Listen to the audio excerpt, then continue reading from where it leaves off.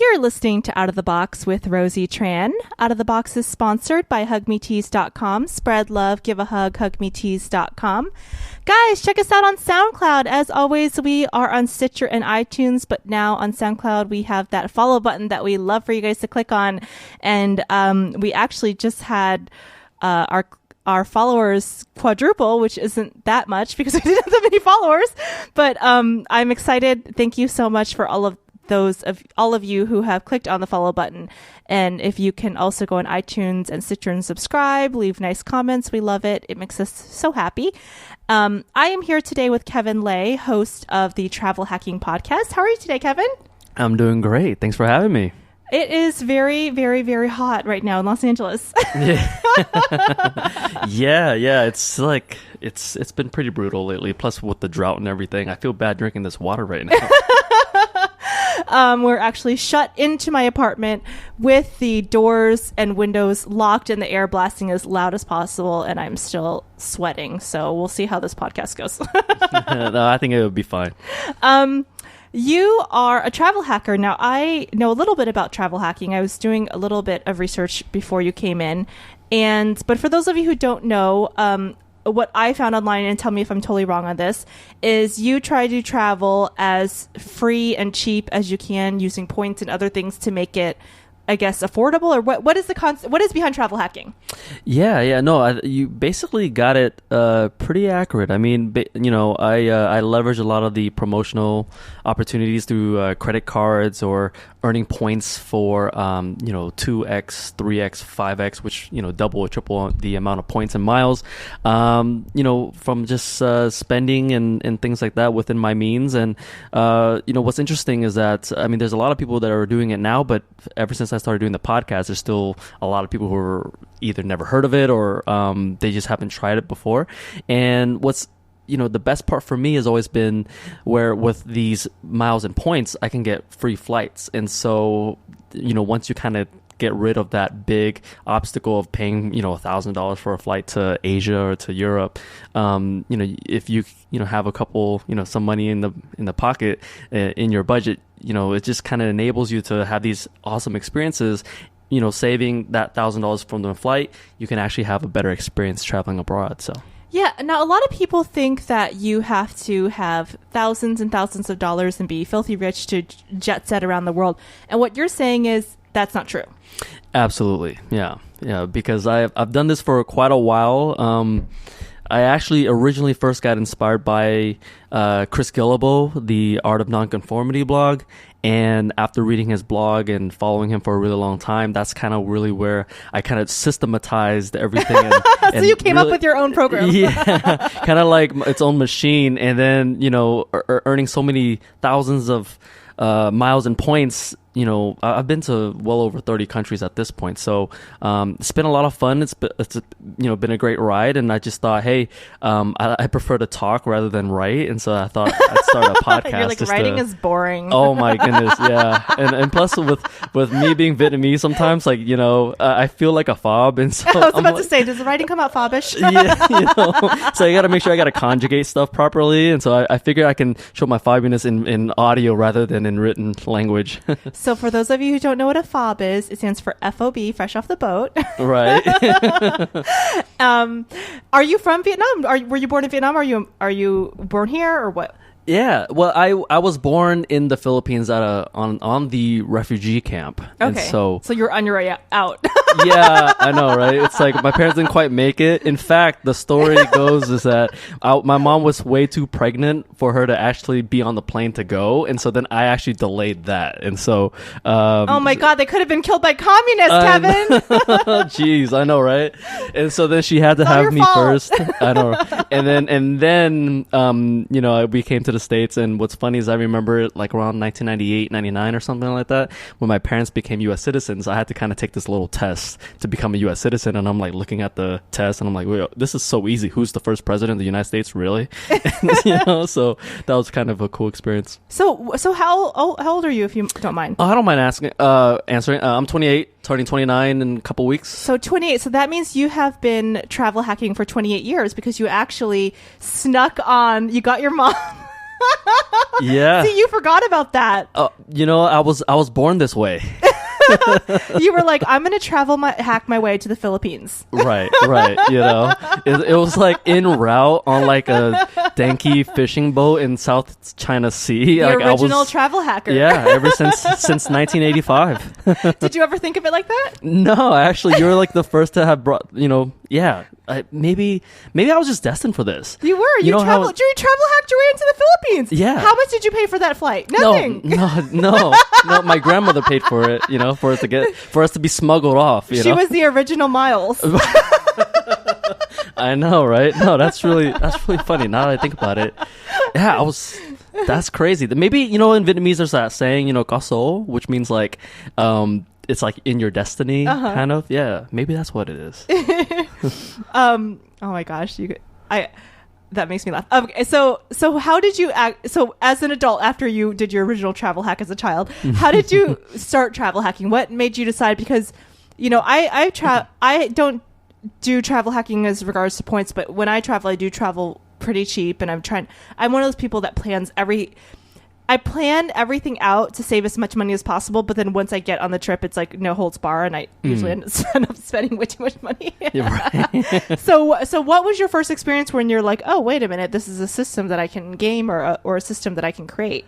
Yeah. So, you know, before I answer that, it's funny because as I've gotten into this podcast world, I've realized like I've kind of retold this variation of the story multiple times. Hey, no one here has heard it. Get your butt on my podcast and start talking.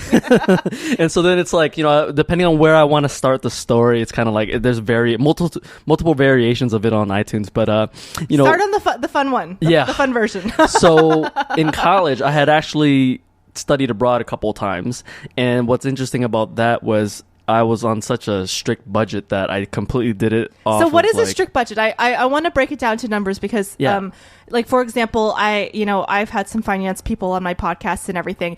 And I had an amazing guy who I love. And I went on his blog and he was talking about, I retired early in 10 years, but he was making like, over six figures. So that's not realistic for most people because the average income in America is $50,000 for a household. So when this guy is saying, well, I retired in less than 10 years, but he was making over six figures, to me, that's not realistic for most people. And so when I talk about my situation with, I sometimes say, well, this is what me and my husband are doing for finance. I try to give as much information as possible because I want people to know it is possible under any circumstance. So what are the numbers? Were you on a strict budget like you had a $10,000 budget or like a $10 budget? Right. Yeah. No, absolutely. Well, I'll this will actually be the first podcast where I actually because you asked, and I don't mind sharing. I'll actually just give like the real number, because when I was so my first study abroad, I did it 3 times, by the way. So there's a whole other story behind that.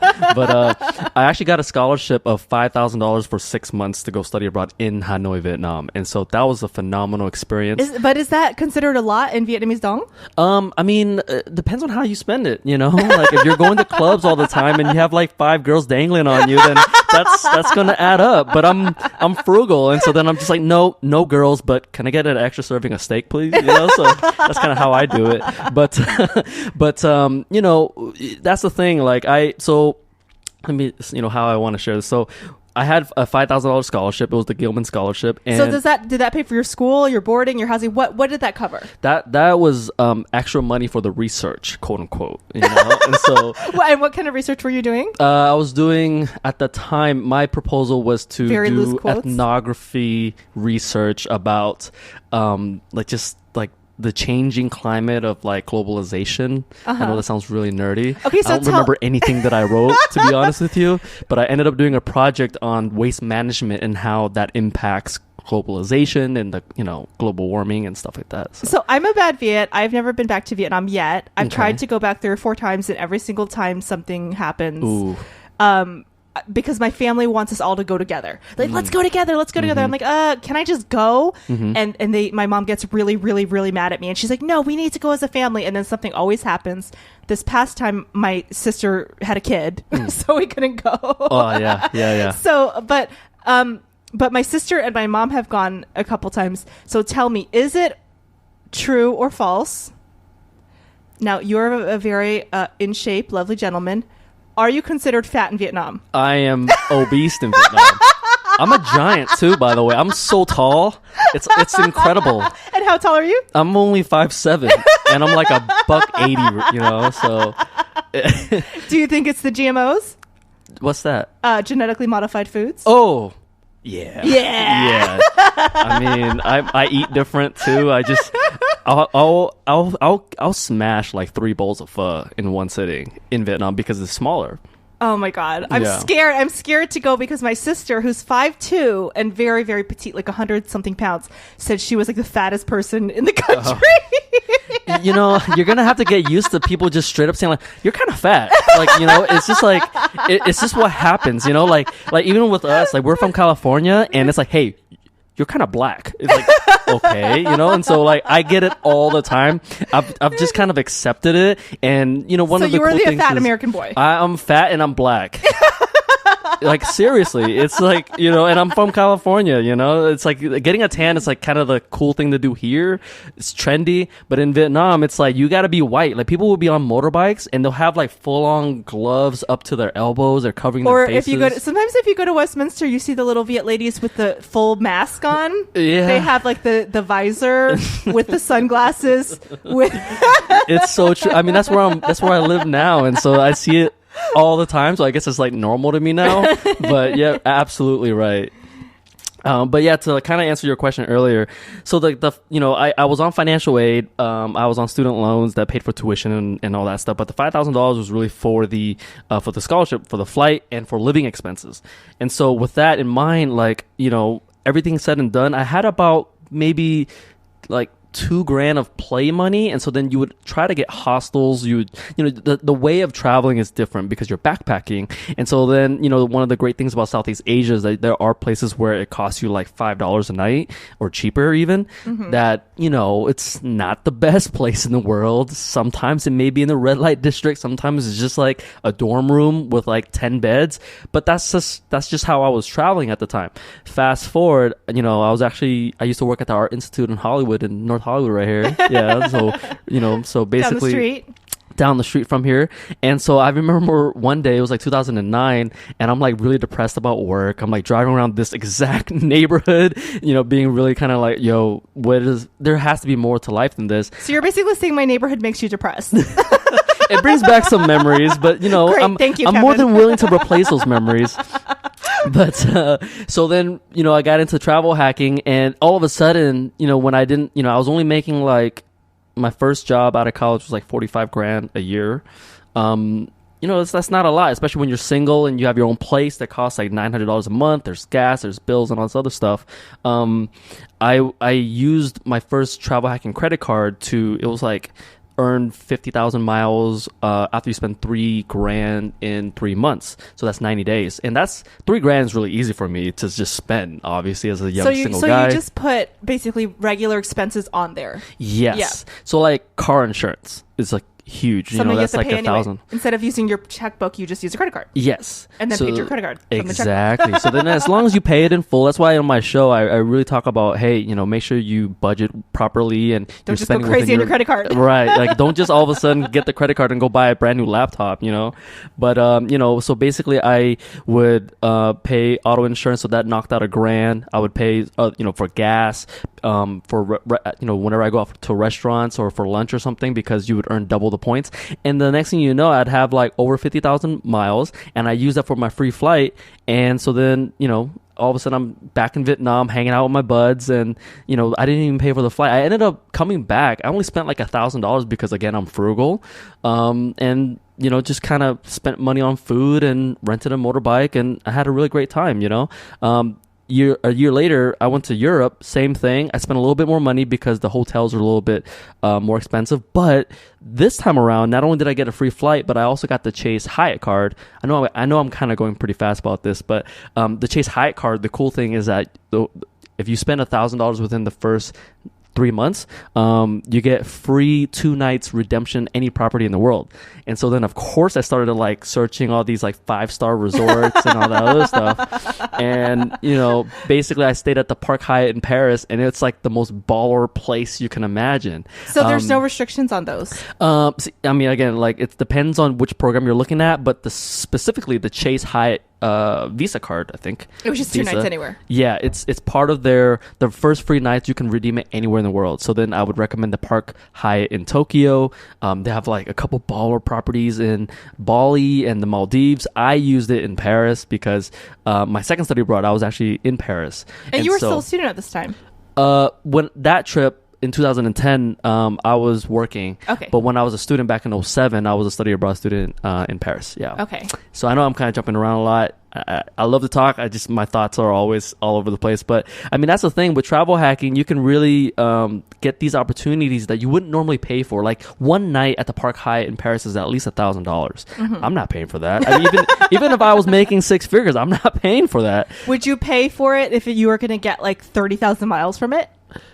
What do you mean? So for some reason, if you stayed there and because you had some card that said if you stay at the hotel and it was sponsored by the card, if you paid $1,000 a night there, you would get 30,000 miles from it. Would you do that? Ooh, that's tough. That's tough. I'd have to, that Kevin Hart joke, like, but the way my bank account is set up, I got to check it in savings. No, I got to figure that out. But, I mean, that's the thing. Like sometimes the cool part is, for me, I'm frugal and I'm cheap. So, basically I try to, within my own means, maximize the amount of points that, that I can earn. And so then, for instance, the Chase Sapphire card, I use that card to earn double points, for every dollar I spend at restaurants. And so then over like a year, just to think about how many times you go out with your friends or your friend's birthday or whatever. And, I mean, I think I spent about like $3,000 to $5,000 a year at restaurants. I kind of go out to eat a lot because I can't cook. That's double the points. So you get 6,000 to 10,000 points.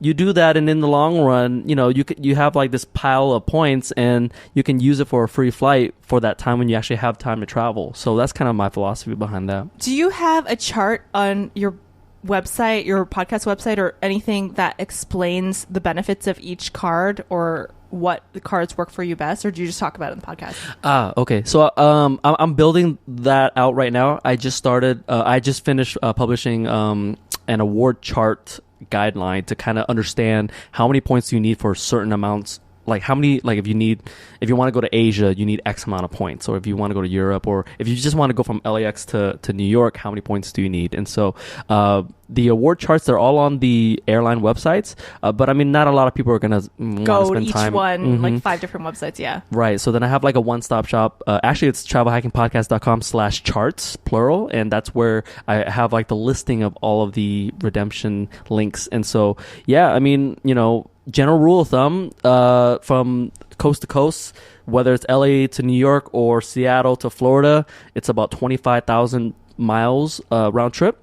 If you're looking to go to, let's say, France, you'll need at least 50 to 60 usually, but there are low season parts, like for instance in France, I know, or anywhere in Europe, if you plan to go around like after New Year's and before Valentine's Day, it'll be as low as like 35,000 miles. Wow. But you're not going to get the premium flights. Like you'll have like 1 or 2 layovers or whatever. But I mean, it's a free It'll flight. Be the ghetto flights. Yeah, right. So that's just something to keep in mind about. If you want to go to Vietnam or Thailand, it's about 70,000. If you want to go to Australia, it's about 100,000. So then, these are kind of, they call them zones. So like zone 1, 2, 3, 4, whatever. And so depending on how far you want to go from the place of origin will be how many points you need. And then usually there's like taxes and fees associated with it. So, I actually just booked my mom a flight from LAX to Japan. It was 70,000 miles plus like $50. So that's just the taxes and fees. What a good son. I try, but she's mad at me right now, so I don't know. It was a mute what point. happened? Just typical Vietnamese mom stuff. What is she worried about this time? It's like, when are you going to bring home, like, a viable wife? When are you going to buy a house? I mean, what the list goes on and on and on, When are you going to get skinnier? Like, let me just tell you, Kevin, from all of my experience, that it never ends with the Vietnamese moms, because my cousin is the perfect Vietnamese son. He's a doctor. He's married with 3 beautiful children who are all like straight A students. His daughter is like, I don't know, president of her 5th grade class or whatever. They are like the perfect Vietnamese family. And my aunt does not stop. Yeah. It's always, if it's not one thing, it's another. So you can't stop it. I know. Yeah. It's like, it's just so funny because then sometimes I'll try to implement personal development stuff with my mom. Be like, hey, have you ever thought about it this way? And like, it'll kind of work for like a week or two. And then you get hit in the head with a pan.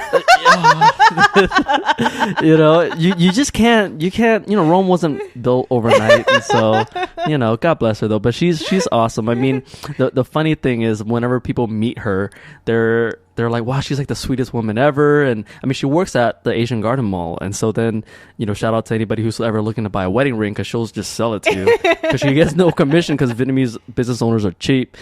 She doesn't care. She just wants to give you good service, But, so a lot of people know my mom. But then it's like, there's this whole other side too where I'm just like, oh, mom, you're crazy. Like, take it easy. You know what I mean? Like, stop comparing me to all these like rich people and stuff. I'm like, I'll get there. I swear. Just take it easy. I'm not going to be a doctor though. I'll tell her that. And she kind of like doesn't say anything and gives me that frown. Oh, I've already told this story on the podcast, but I'll tell it again just because Kevin's here. Last time I went home to visit my mom, we were eating at our favorite Chinese restaurant, and she leans over across the table from me, doesn't say anything, grabs my arm and said, Rosie, at least a nurse. At least. And then she leans back out and keeps eating her noodles. Yeah. It's so funny. It's so funny you say that, because it's like every year, it's like the standard gets lower, but there's still a standard that she has to tell you. Like, yeah. Like in college, it was just like, be a doctor. And then like as she sees me like fail out of these classes, she's like, okay, at least pharmacist. And then years later, it's like, okay, go to law school. And then I actually tried. I actually was, I took the LSATs and everything.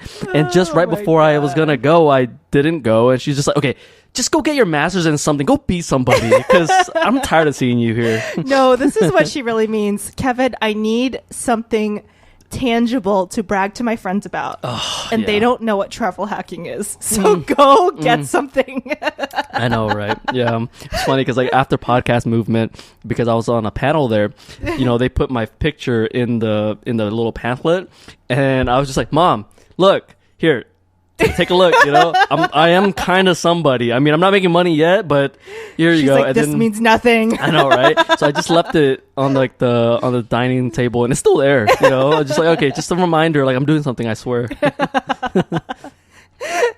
I love this tangent about how we're Vietnamese and stuff. This is awesome. Well, I want to go to something that you said about traveling, but I think it's important for people to understand. I try to bring as many Asian American voices as I can, and I don't always get, I have other guests on my podcast, of course, but one of the reasons I got into entertainment was because there wasn't that many Asian American voices that I could look up to, that were not a complete stereotype. Oh yeah. So I try to bring people that have something important to say, and if they happen to be Asian or Vietnamese, I'm like, come on. Yeah. No, absolutely. That's kind of the thing. My brother's been trying to get into acting for a little bit too, and it's just tough because he's just like, like unless if you're willing to do these like karate things or my god, it's awful. My auditions are usually nail salon lady or prostitute. Yeah. Love you long time and stuff. Exactly. Yeah. It's really, really bad. I'm like, who's writing this? I know. But so I wanted to talk about something that you mentioned and reiterate it for the listeners in case they didn't understand. Yeah. You're not spending out of what you would normally spend. You're accumulating these points on credit cards on everyday purchases that you are buying anyway. Yes. So the only thing you're doing is reallocating that money towards travel. Is that correct? Uh-huh. Okay. Yeah. Because I don't want people to get confused and say, well, now I need to get 10 different travel rewards credit cards and spend all this money to get free. That's not what you're doing. No. Yeah. I mean, there's some people who are doing something called churning, which is like canceling cards and reapplying and stuff. But the longevity of that, I mean, I don't know how long that's going to last. And eventually, credit card companies are smart. They're going to catch on, and they might actually ban you from getting a card.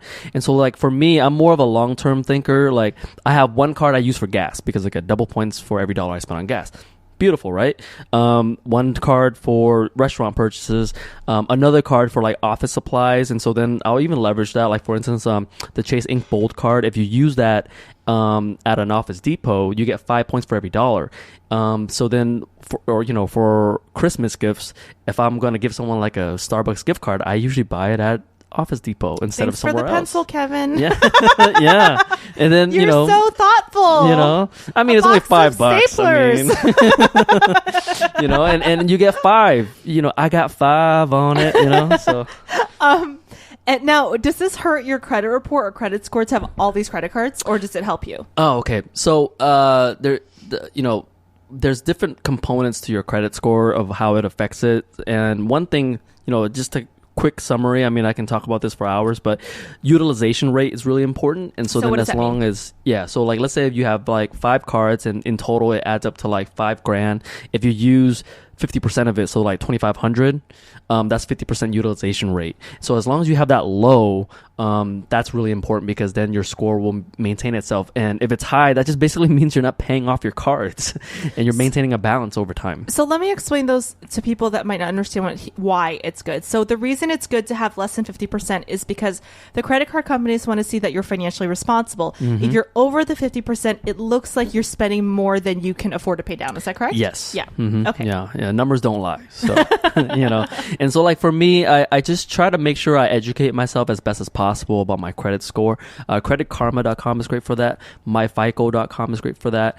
And so there's a lot of, and then there's also a ton of financial bloggers out there that just really try to break down with you, what your credit card, your credit score is consisted of.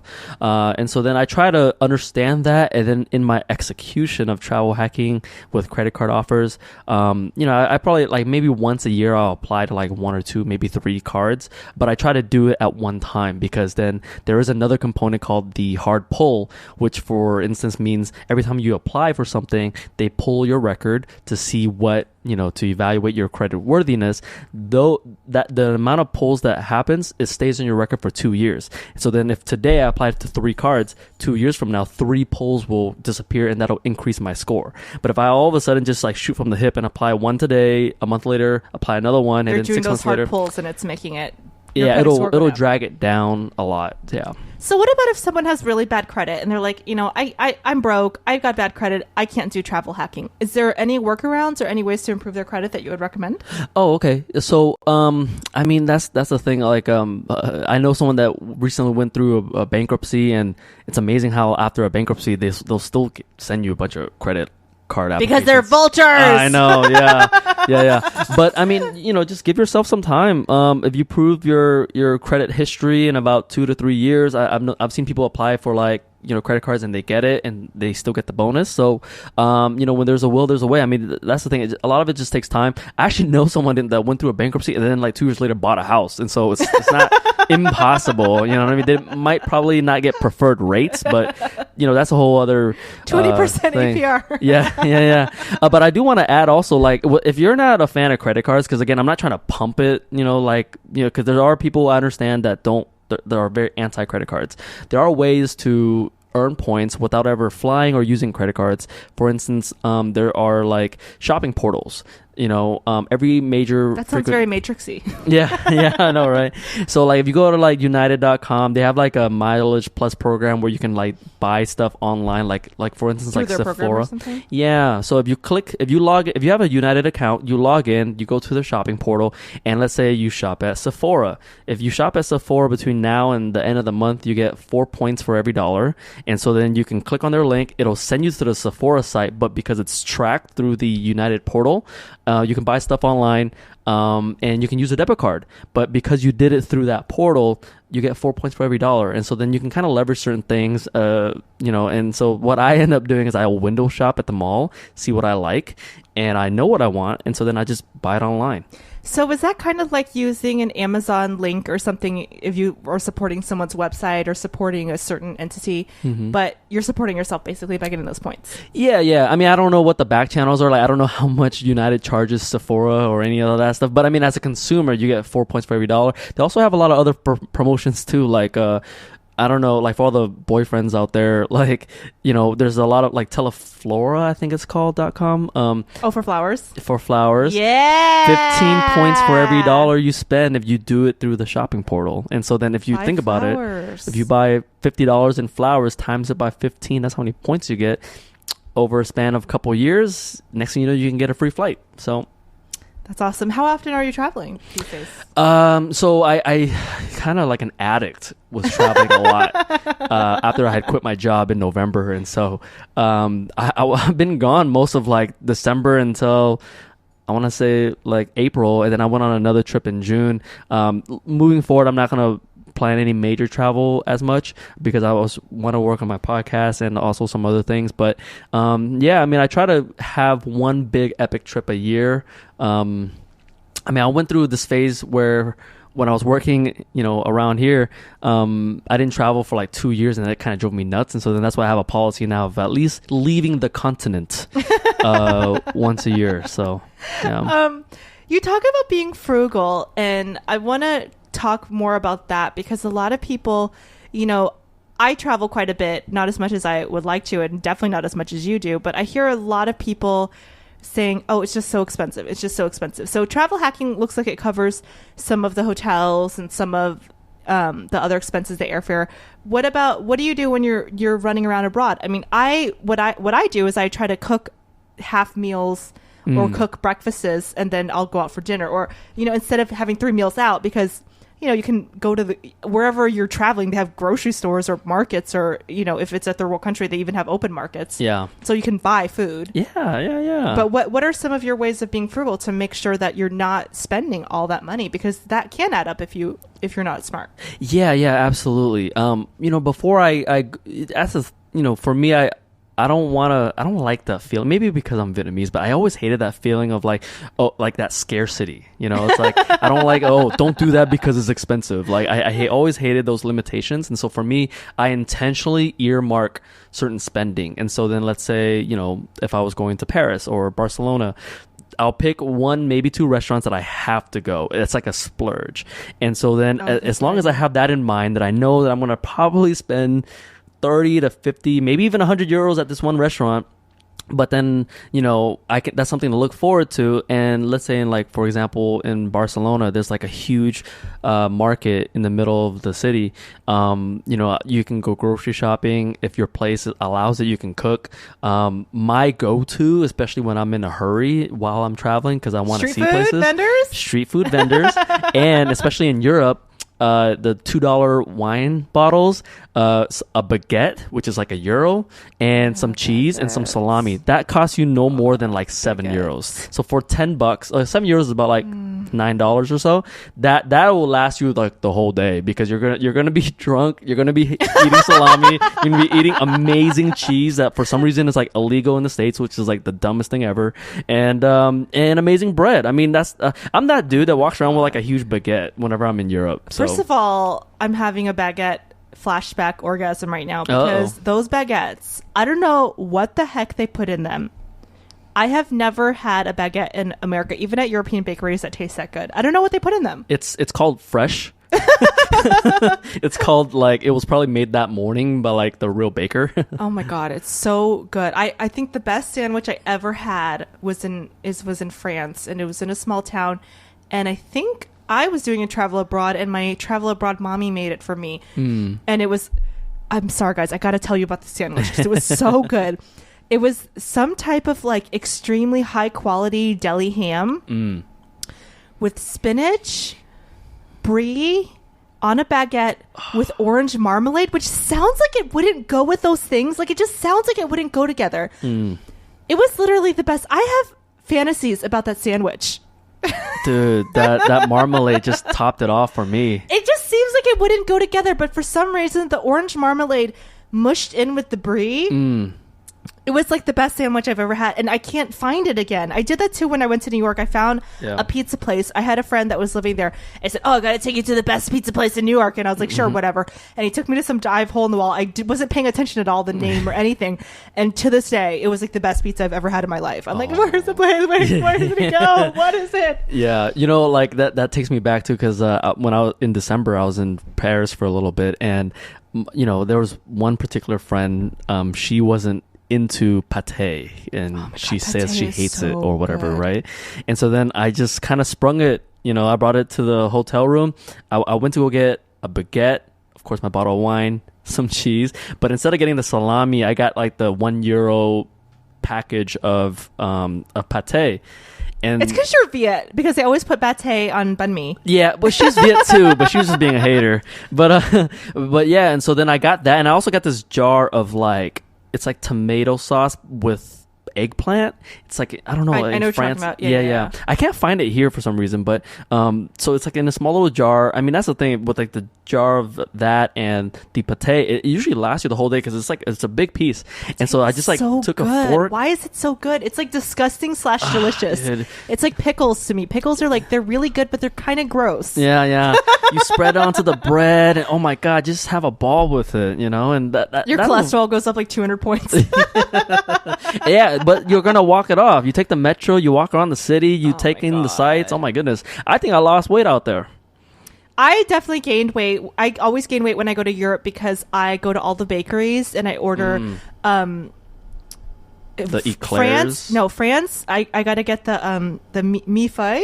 Is that how you say it? The layered pastry, crispy crust pastry, like the Napoleons. I know what you're talking about. Oh my god, I don't know why they're like 28,000 times better than any bakery here. Oh jeez. And then when I go to Italy, my husband has a gelato addiction. Oh, they're so good. Oh my god. And so I think with meat and dairy, even though the cheeses are really, you work it off and this and that, but the sweets are pretty bad for you. So what else do you eat? Yeah. Oh, but it's so good. It's so worth it. And there's just something to be said about having those flavors and those taste buds kind of activated while you're traveling into these places, because it's all about just activating all your five senses. Exactly. I want to talk about a couple travel hacking tips that I found online and see if you think that these are viable or if they don't work. I have heard about people going onto different websites, foreign websites, to get a better exchange rate on their ticket pricing. Does this work? Is this a scam? Does it matter?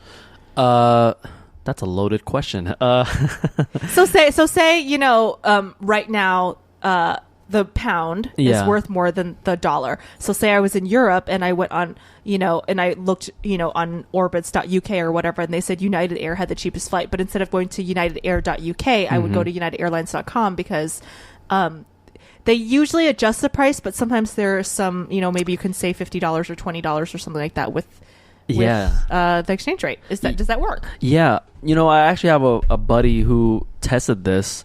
That's why I think it's a loaded question, because it works only sometimes. It's just one of those things where so what he did was he got, how with Firefox or Google Chrome you can have like the privatized window or whatever. Yeah, so then he did that, and he did like a multi-browser strategy where he did these searches. But I mean, that's like he says yes, but at the same time, it's a lot of time, a lot of effort, and if your internet is slow, like just to search through it is like really annoying. But I will say this: once upon a time, I was a beneficiary for this really flyby deal on a Norwegian flight search site. Okay. And I didn't think it was going to work, because after I had booked and everything, I just was like, okay, if this works, great. But if not, then I lose out on the money, or at least I can, call my credit card and be like, hey, this is a fraudulent charge. But so once upon a time, you were able to fly. There was this weird deal, and it was their flaw. So these do happen, like search engine mistakes and stuff like that. I was able to book a round trip flight from LAX to Milan for $135. Now, what was the glitch? They forgot to put on the actual amount. What do you mean they forgot to put in the actual So amount? they only charged me for like the taxes and fees, but then the fare was $0. Oh, heck yeah! Yeah. And so it was wild, and I was just like, all right, well, here's a confirmation number. And even like the day I was going to the airport, I'm like, I'm not sure this is gonna work. you were a little scared. yeah, but I ended up in Milan, and I was just like, sweet. I didn't even use miles or points. I spent $130 to fly LAX to MXP. So what happens? You were putting it in, and it was just a glitch.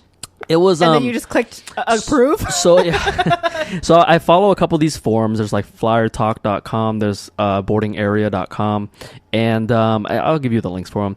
And so there's these forums that people post it, and it gets viral rather quickly. And so then that's why they were like, "There's a glitch. Go in here, book this." Yeah, and it usually lasts less than 24 hours, and I was able to do it. That's all it was. So it's the nerdy geeky side. I mean, I wouldn't expect somebody to be like, "Hey, boss, I got to get out of this meeting to go book a flight." You know what I mean? It's not practical for everybody if you're working or you have other responsibilities. But I'm just young, irresponsible guy who just has nothing better to do. So okay, and then a couple other things. I have heard of people going. I don't know if this is way too much effort for the average person, but so for example, maybe a flight from LAX or JFK to Dublin, Ireland. Okay. Is $400 instead of flying to Paris is where you want to go. So I've heard of people doing all these crazy searches to fly to Dublin or something. This is just an example, and then take a smaller flight to Paris to save. Yeah. That's a viable thing, right? Oh yeah. You want to be careful about that though, because so let's just start with this, okay? So if you're gonna do that, that's great. So fly from JFK to Dublin, and then get on EasyJet or Ryanair to fly one wherever. Of the cheaper local ones. Yeah. Be careful though, because especially you ladies out there who like to overpack, guys too, but I'm specifically calling out some of my friends right now. Some of these budget airlines, they charge you an arm and a leg for extra luggage, and plus they have different policies. It's a whole different country. If you're gonna do that, make sure you pack minimally. That's one. Two, make sure you don't let's say if you had no intention of visiting Ireland whatsoever, and you gave yourself only an hour and a half for your next flight on EasyJet. That's not a good idea. That is a terrible idea. There's so many, unless if you're like Jason Bourne and you have a memorized map and you know exactly how to get from point A to point B. Don't do that, because oftentimes the budget airline and the international airlines, they're on different terminals. Sometimes it's across miles, the airport. Yeah, it's miles away. You actually have to take a shuttle. Don't do that. Give yourself a good amount of time. I met a lady who was from Europe who did that, where she flew in from somewhere in Europe, JFK, and then to San Francisco, and then from JFK to LA, and she was trying to go to San Francisco. And so then basically she flies into the international terminal, right? But then she booked her flight from Virgin to San Francisco because it was cheaper. So she had to go through customs. She had to go through customs, and she missed her flight. And she was crying to me, and I was just like, I'm sorry, I can't help you. But,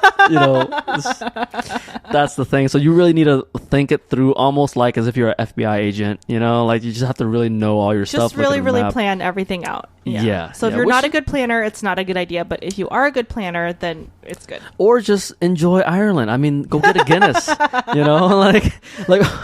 Funny story. I had a friend who booked a flight on Priceline, which, by the way, I'm not a big fan of, because it's a third party, flight agency, whatever, or booking service. And do you feel the same way about Orbitz and all the? Yeah. I mean, that's cheaptickets.com. Yeah, I prefer to book it directly with the airline. Or one of the benefits of, let's say, one of my first tips of the Travel Hacking Podcast is, hey, these frequent flyer programs, they're free. So just sign up. To all of them, yeah. United, American Airlines, US Airways, all of them. Just get an account, because whenever you have a frequent flyer number to your airline, you do get a little bit of preferential treatment. And people talk about how their flight gets canceled or delayed all the time. To be honest with you, I've flown so many times, I've never actually had an issue, and so I can't even relate to people that get their flights canceled. It's knock on wood, I've it had my hasn't flights happened canceled, to me. but you know what I really, really, really want to do? Oh my God, I want to do it so bad. So I don't know if you've ever had this happen, but sometimes flights are overbooked. and they'll say, oh, we need a volunteer to take the next flight, and we'll give you a $600 voucher. And every single time that's happened to me 3 times, I've really had to get on the flight. But if it was a personal flight or a vacation, I would delay that freaking vacation for the $600 voucher. Yeah, your boy here actually like came up $1,000 once. Oh my God. It's happened to me 3 different times. And one time I convinced my husband, I said, we can just be late. Let's just do it. Let's get the voucher. And he's like, okay. And we stepped up to get the voucher, and the lady in front of us got I'm like, no! Because they didn't have anyone. They said $400 voucher and nobody volunteered. Yeah. So then they said, okay, we really, really need 2 people. All right, $600. And I think they went up even more. And so I was like, let's do it. And he's like, okay. Yeah. And then this lady in front of us goes, no. Yo, it's cash money, you know? So you got $1,000. I did. I postponed one day. And the awesome thing was so my parents had already left me at the airport, and I was going to tell them to go get me, you know? And so like they actually like put me up for the night at LAX, and I was like, yo, I'm like 45 minutes away from home, but I'll take a free room. I don't care. You know, it's cool. So yeah, no, that's why also another tip is I usually like to stay near the front. I don't even wait in line. I don't care if I'm like the last person on the plane. You know, I usually just kind of wait near the front because there's always stuff like that always happens. These are kind of like the incontrollables that, you know, hey, you know, just kind of keep your ear out, listen, and those opportunities may come. It happens a lot, actually. Like I said, I am not a crazy traveler like Kevin. It's happened to me over 3 times where I've heard them asking for people. And unfortunately, I had flights where I had to definitely be at a location at a certain time. Otherwise, I would have taken them because that is a lot of money. Yeah. You know, $600 per flight or more, or even a $300 voucher. I mean, I want you guys who are working to think about it in real term dollars. That's what I do with a lot of my purchases now, is I think about it in working hours. You know, if somebody is getting paid, say, for example, you make $10 an hour. Let's keep the number really, really easy. So you work a 40-hour work week. That's $400 a week, you know? So if you're getting a free voucher, that's like a week worth of work. Right. So I think that's something to think about in real terms, because some people have a very disconnected idea of finance, and they don't realize, like, hey, you know, if you're buying for example, like a $500 purse, how many hours did you have to work to get that purse? And so I think being frugal when you travel is just a smart thing to do. And I also want to add, that's actually a really, really great point. I also want to add, like, when people travel for some reason, because I've traveled so much, I've seen it all the time. I get it if you have kids, if you have, like, you know, if you're miserable or you're like not happy, or security like rubbed you up the wrong way. But like, oftentimes opportunities just come to me just because I'm like so happy to be traveling. I don't actually mind being at airports. That is so true. Yeah, people are so grumpy at flights. Like, it's crazy, you know? Like, I've gotten free upgrades to first class. Me too. I was about to say, I got a free upgrade. Me and my sister got a free upgrade to first class flying to Paris because we were positive and in a good mood. And also, yeah, I've had it happen. I've had it happen to friends as well. Yeah. Because a lot of these people, customer service people, get mean, grumpy, angry patrons all the time. Yeah. No, yeah. My girlfriend at the time, you know, basically we were seated separately, and they had screwed up because I had already kind of picked the seats, and then they bumped it for whatever reason, right?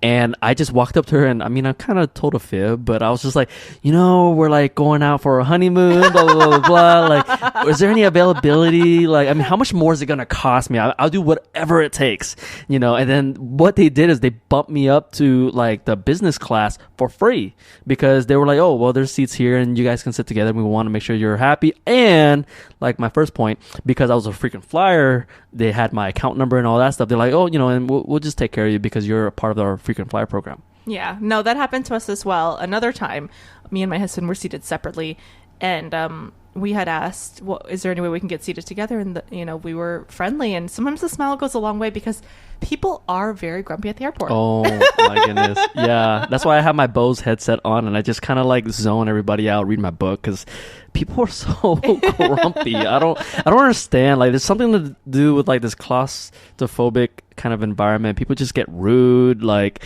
you always kind of notice it too because different airlines has different types of rudeness. Like, it's like if it's China Air, it's like this Asian version of it. If it's like Russian, you know, Aeroflot, it's like this Russian version of it. If it's United, it's like everyone not only grumpier but they're like whiter. I don't know. That was kind of mean, but you know, whatever. No, I've had people definitely be really, really rude. And also, people are always very, very anxious to get on the plane and get off the plane. Yeah. For some reason. It's like, guys, we still have to wait for our luggage. We still have to, it's like the same, it's like, calm down. As soon as they turn on the, seatbelt off light, everyone jumps up and then they just stand there because they can't move until the people let them get off. It's like, calm down. Yeah.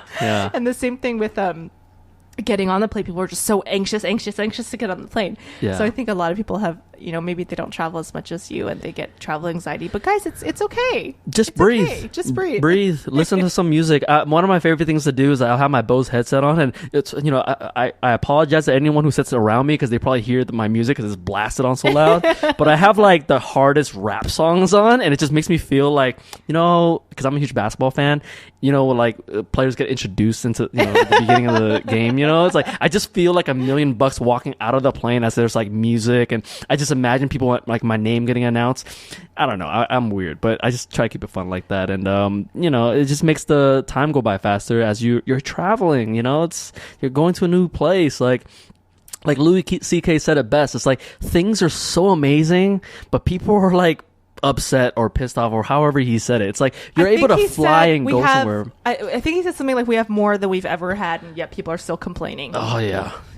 So it is true. thing. It is true. It is a mindset thing, and it's life is even if you're in a very, very poor country and there's a lot of turmoil in certain countries and stuff like that. Life is better now than it's ever been as far as disease. Even if you're in a very, very poor country, as far as death, yes, there's still a lot of horrible things out there, but there always will be because human nature is there's bad people out there, and people that are lost and not on the right path and stuff like that. So there'll always be that. So you just got to focus on the positive out there. And now that people who maybe thought they couldn't travel before have heard about travel hacking, you guys can follow Kevin's podcast, or you can Google travel hacking like I did, and there's tons and tons of tips all over the internet. Thank God for the internet. And people can learn how to travel pretty cheap. Yeah, absolutely. And see the world, which is, I think, really important now that we have airplanes and stuff, because there was a while where we didn't have airplanes. Can you believe that? Yeah. People used to walk. People used to take wagons and stuff. Or a mule.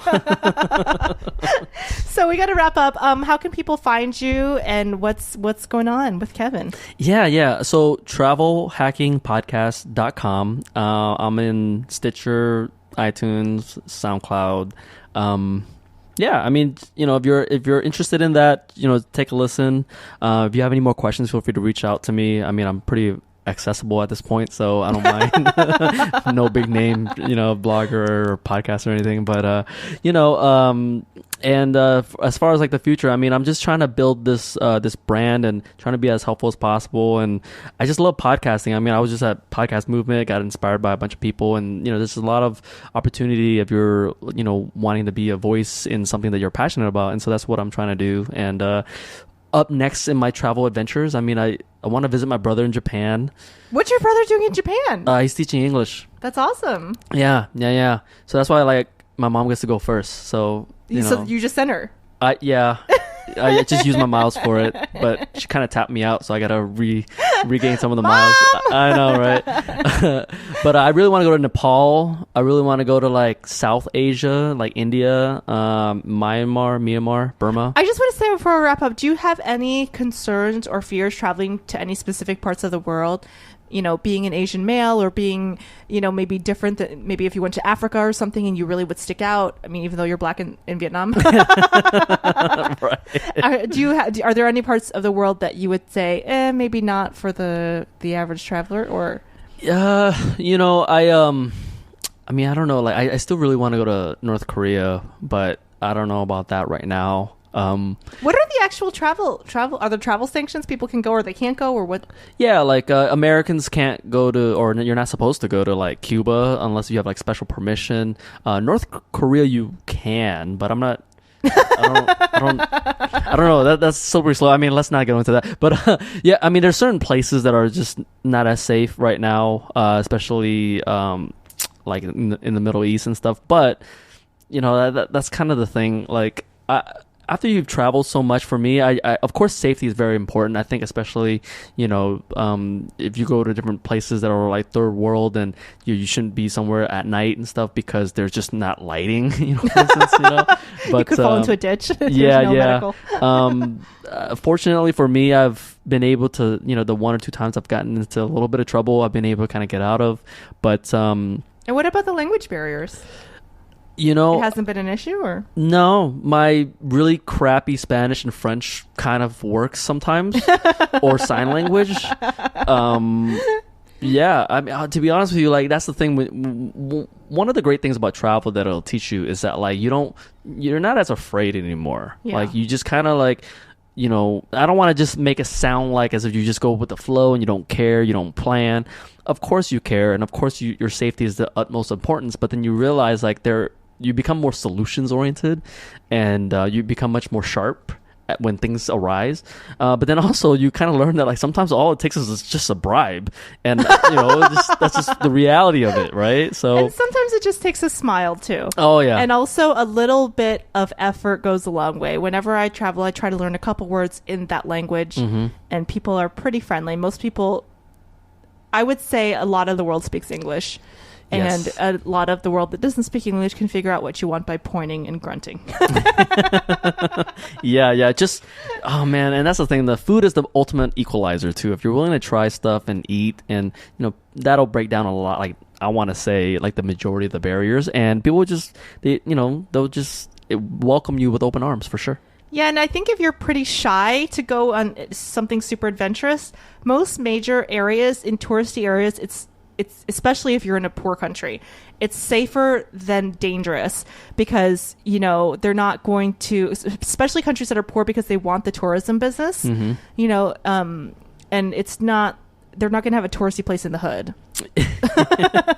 Yeah, it's usually touristy places tend to be more wealthy and safer. Where do you want to go to next? I'm still trying to get to Vietnam. Yeah, I've been to Europe, I've been to Mexico, I haven't been to South America yet. And I've been to a lot of places repeatedly. Like I've been to Paris like 5 or 6 times. Oh wow. Because I went there on an exchange program, and then my brother lives there, so then we took a family trip there, and then we took another family trip there, and then so I've been to a lot of places like repeatedly, but I haven't been to as many places as I want to go.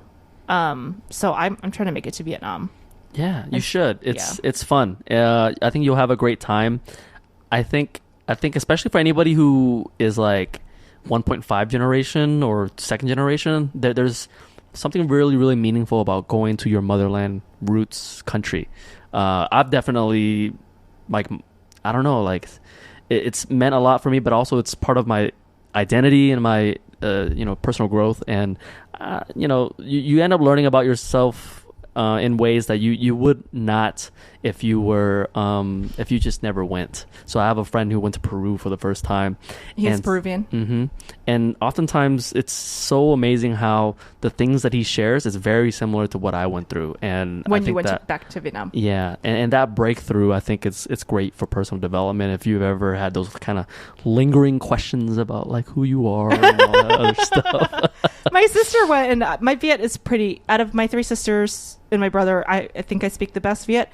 And my older sister said her Vietnamese vocabulary like tripled.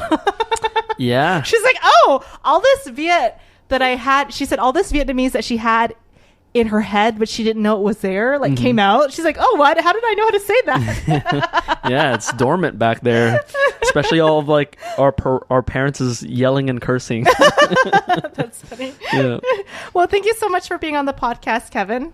No, thank you for having me. This is a lot of fun, and it's nice to meet you in person. I enjoy doing podcasts in person, as much as Skype's available. But thanks for having me. You're welcome, and much luck with your podcast. Guys, check out the Travel Hacking Podcast with Kevin Lay. This has been Out of the Box Podcast with Rosie Tran.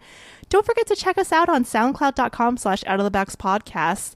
And as always, we're on Stitcher and iTunes. We love positive comments. I had a couple people email me this week giving me amazing emails and compliments saying they love the podcast. And then I said, can you guys please leave positive comments? And I didn't see any positive comments. So guys, that helps us out a lot. It helps our ranking on iTunes. It helps other people find the podcast. So please, please, please, if you sent me an email this week and complimenting the podcast, just take it one step further and leave a positive comment. It helps us out a lot on Out of the Box Podcast. As always, we're sponsored by hugmetees.com. Spread love, give a hug, hugmetees.com. This has been Out of the Box Podcast with Rosie Tran.